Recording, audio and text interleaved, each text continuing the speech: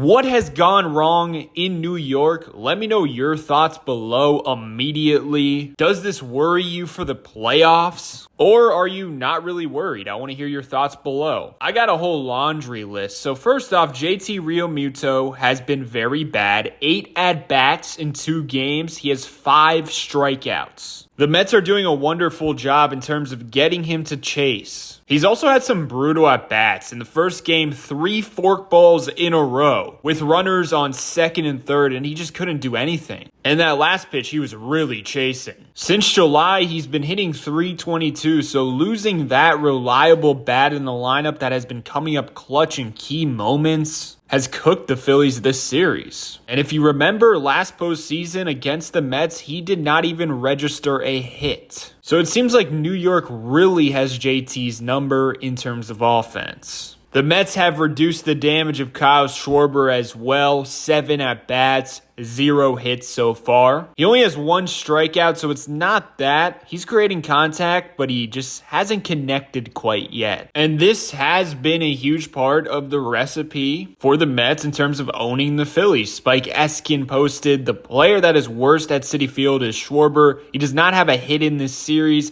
Did not have a hit at Citi Field in the NLDS. He was 2 of 13 at Citi Field in April. All told, he's 2 of 26 in the last 7 games at Citi Field without a home run. Has been up in huge spots. I'm gonna be real, I feel like a home run from him is coming today. The reason I singled out those 2 guys is because those 2 have been huge in wins recently. And you can also say all season for Kyle Schwarber, of course, because he's been carrying the Phillies. But of course, baseball is a team sport, and it's been everyone at times offensively for the Phillies. Runners in scoring position has been a huge difference maker in this series. I would honestly say the difference maker. The Phillies are 3 for 17 with runners in scoring position. The Mets are 14 for 26. That brings me to my next point. It's safe to say the Mets are executing at a higher rate, and an underrated part of executing is the mental aspect. The Phillies are losing that battle. The home plate umpire yesterday was horrific, and I mean awful. I was surprised there wasn't more ejections. That's how bad he was. But we have not seen Jesus Luzardo really argue with anyone the whole entire season. And then in the first inning, he's screaming at the umpire. Rightfully so, but that's been uncharacteristic in terms of the whole season. And then the fielding blunders. Trey Turner had an error in game 1. Bryce Harper, of course, the whole rundown situation with Soto. Harrison Bader, an elite outfielder, for some odd reason tries to throw someone out when he has no chance, so the runners advance. Then you got Alec Bohm complaining about something reflecting in the outfield that has been there since 2016. Whether the Phillies want to admit it or not, something about this Mets team, something about being in New York has them flustered. And I truly believe that plays a big part in them being 3 of 19 in big situations and the Mets being 14 for 26. It's not just the batters, it's also the pitchers. Kerkering at this point needs to be in situations where it's a clean inning. He cannot inherit more runners in big games. A post from Joseph reads, he has struggled his whole career with inherited runners. This year, 14 of 30, 46.7